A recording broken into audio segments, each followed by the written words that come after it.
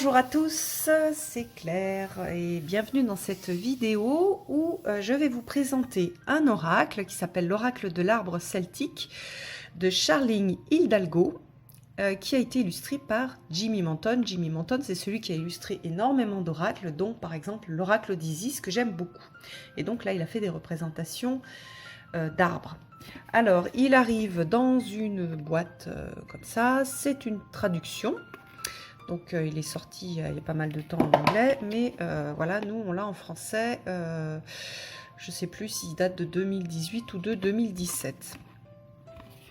Voilà, donc qu'est-ce qu'on a derrière? Les arbres sont des êtres de sagesse et les gardiens du savoir. Les Celtes disaient même que toute la sagesse de l'univers leur était confiée. Sans eux, la vie est impossible, ils sont les poumons de la terre.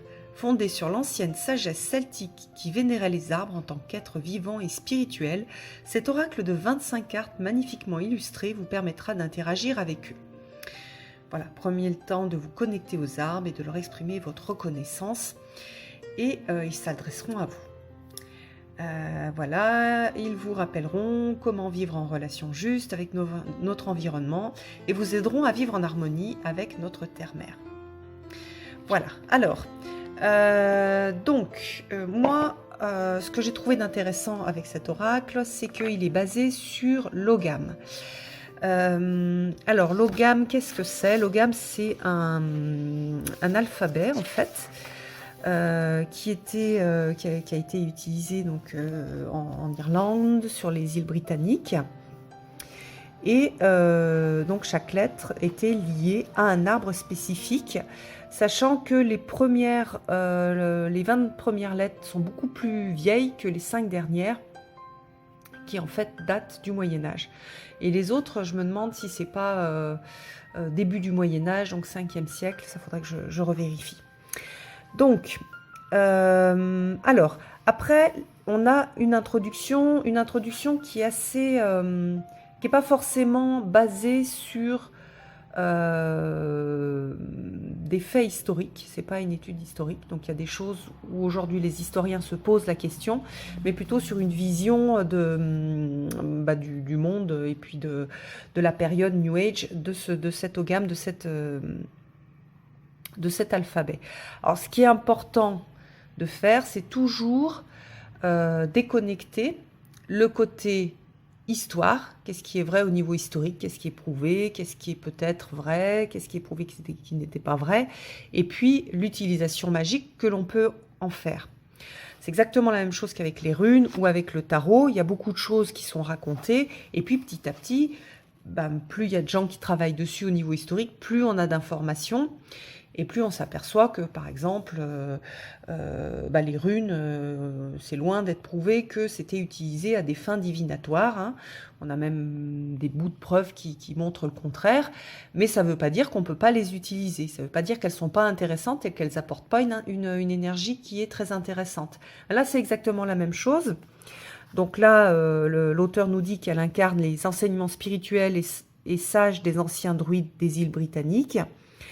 Elle l'incarne dans le sens, c'est vrai, puisque c'est un témoignage du passé, c'est une trace du passé, mais on ne sait pas si c'était vraiment utilisé à des fins divinatoires ou plutôt juste à des fins de communication, donc comme un alphabet classique, contrairement à ce qui est dit à un petit moment, à un endroit donc dans le livret.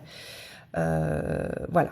Alors, donc, comme je disais tout à l'heure, il y a les 20 premières lettres qui sont classées en 4 familles. Et puis après, on va avoir 5 lettres supplémentaires qui ont été rajoutées après. Alors, donc, comment est-ce que cet alphabet il est composé? Il est composé à chaque fois donc d'un trait. Alors, je vous montre. Hop, on va avoir voilà, un trait et un petit dessin qui est lié au trait. Alors après, il pouvait être écrit à la verticale, à l'horizontale. Les lettres pouvaient se suivre soit à la verticale, soit à l'horizontale. Et je crois qu'il mettait une petite flèche pour montrer dans quel sens il fallait le lire. Donc après, quand j'ai vu qu'il y avait des choses qui n'étaient pas forcément hyper juste au niveau historique, voilà, j'ai tout pris, tout ce qui était indiqué comme une vue de l'auteur, une vision de l'auteur et comment dire, une information sur la façon dont cet auteur a créé l'oracle. Et donc, du coup, c'est très intéressant et il n'y a pas le souci de se dire oui, mais non, peut-être pas. C'est pas ça la question, c'est comment est-ce que l'auteur a créé cet oracle. Donc voilà, on voit les lettres.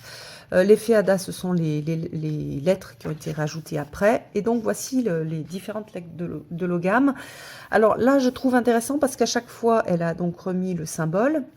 Et puis, le mot-clé. Donc, par exemple, si on ne veut pas forcément prendre le livre avec soi, on veut juste prendre les cartes, on peut faire une photocopie et on a les mots-clés des cartes.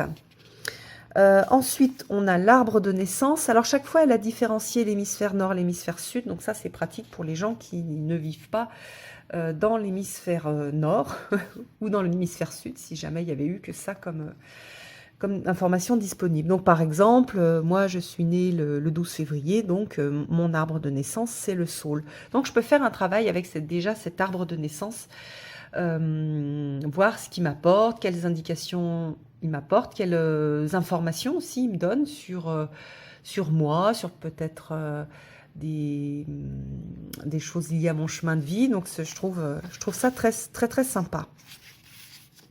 Et après, donc, elle a fait un petit texte sur les associations qu'elle a rajoutées pour les cartes. Donc vous verrez, on a des choses sur les déesses, on a des divinités, pas forcément celtes, hein, donc on va avoir des divinités grecques, égyptiennes, etc. On a un lien avec des animaux. Et puis donc aussi la classe, c'est-à-dire là il y a trois, que je dise pas de bêtises, il y a 3 classes d'arbres, donc les chefs qui étaient les plus importants, les paysans et enfin les arbustes, avec 2 cartes qui sont pas classées dedans parce que on a le bosquet sacré et la mer, donc ce ne sont pas des arbres, pardon. Voilà comment utiliser les cartes. On a des petits tirages. Et puis voilà, après les messages des cartes. Alors, moi, ce que j'ai beaucoup aimé dans cette présentation, c'est donc, là, on a une présentation, donc une indication de la période qui est liée à l'arbre. Donc, ça permet aussi de voir quel type d'énergie il apporte. On a les animaux totems. Bon, pour l'instant, moi, je ne m'en sers pas, mais on pourrait aussi s'en servir. Des divinités, même chose. La lettre à laquelle ça correspond, la classe, et puis au niveau de... Et puis on a la lunaison. Alors, dans la structure, on a plein de mots-clés. Donc, quand on fait un tirage, ça permet de se reporter à ça si on veut faire un tirage rapide. Après, on a un petit texte qui est super intéressant sur le lien avec la déesse. Donc ça comment dire, ça donne l'esprit que l'auteur a voulu mettre dans ses cartes. Après, on a le boulot dans une interprétation, et c'est ça que j'ai vraiment adoré, parce qu'au-delà de ce que l'on peut croire ou pas croire, ce qui est historique ou pas, pour moi, ce qui est super intéressant, c'est exactement comme dans les animaux totems, c'est-à-dire on va regarder l'arbre et on va regarder ses caractéristiques, et à partir de ces caractéristiques, on va voir les leçons, les indications, les messages, les conseils que peut nous donner l'arbre. Donc par exemple, ici on a le bouleau qui perd son écorce. Donc on a, voilà, il perd son écorce, donc on a ce message il va aider à se libérer des anciens schémas et des influences inutiles. Donc ça c'est super sympa. Qu'est-ce qu'on a? On a le fait que les branches sont souples et flexibles. Donc il va donner cette information d'être souple et flexible. Donc il va aider à la résolution des conflits. Il y a des petites feuilles en forme de cœur. Donc il va nous rappeler que notre véritable sagesse vient du cœur. Donc ça j'aime beaucoup, beaucoup, beaucoup. Bon, les cartes inversées, c'est un peu les messages inverses. Et puis après aussi, on a un message qui est très sympa à lire, je trouve. Voilà, je suis le bouleau élégant, à l'automne mes feuilles se parent d'or et de pourpre. Mes branches longues et fines s'inclinent vers le sol. Ma multitude de feuilles en forme de cœur danse et murmure dans le vent. Fermez les yeux et écoutez-les bruisser dans le souffle d'automne. écoutez les messages d'encouragement que je vous délivre. J'aime beaucoup, beaucoup, beaucoup, beaucoup parce que il y a quelque chose de sensible en fait, de délicat et qui touche le cœur dans ces messages, donc j'aime énormément. Donc voilà, on a ça pour toutes les cartes et donc pour par exemple cette carte là qui est un petit peu spéciale, on a la mer, donc pareil avec des mots-clés.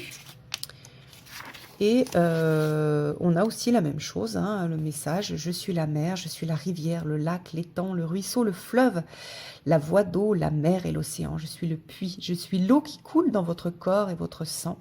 Je suis la pluie, la tempête et vos larmes, je suis la vie. Je suis votre passé, votre présent et votre futur. Je suis le temps et au-delà du temps. Je suis le voyage de votre âme, je vous accompagne à la naissance et demeure avec vous jusqu'à la mort. Je ne cesse jamais d'être. Je suis la conscience et l'informe. Je suis le Dieu et la déesse et je vous soutiens. Je suis la source, bon, etc. Donc, vous voyez que c'est vraiment super beau. Et puis, donc, après, on a la roue de l'année qui est liée donc aux arbres et avec les fêtes païennes. De l'hémisphère nord. Alors attendez, les dates et les fêtes répertoriées dans chaque pays sont nées dans l'hémisphère nord et les dates correspondent à l'hémisphère sud. Je pense que c'est une personne qui vit dans l'hémisphère sud qui a dû faire cet oracle. Donc du coup à chaque fois on a les deux dates, hémisphère sud et hémisphère nord, donc ça permet aussi quand on voyage de pouvoir utiliser oui, de pouvoir utiliser le jeu. Voilà, puis après, donc, on a toutes les dates. C'est intéressant parce que on a les différentes appellations, par exemple 21-22 décembre. Moi, c'est vrai que je suis plus sur, comment dire, les termes, voilà, comme le solstice d'hiver. Mais vous reconnaissez Yule, par exemple, et puis il y a Midwinter et Alban Arthurand. Donc ça, moi, je connaissais pas trop. Et ce sont donc toutes les fêtes qui ont été nommées à exactement à la même date. Hein. C'est normal parce que ces fêtes-là, elles ont été, comment dire, choisies en fonction de l'observation du ciel par les anciens. Donc on se retrouve exactement avec les mêmes fêtes. Voilà, l'équinoxe de printemps, Pâques, Ostara, Alban et Lyre. Et voilà, donc avec des petites des indications sur ces fêtes. Alors non, elle vit à Seattle.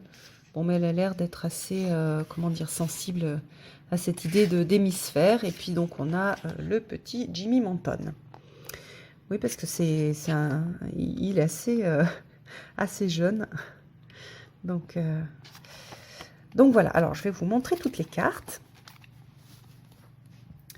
Alors, je me demande si je vais pas découper les cartes pour garder juste l'illustration, j'en sais rien encore. J'ai besoin de prendre un petit peu de temps parce que les cadres sont quand même assez jolis.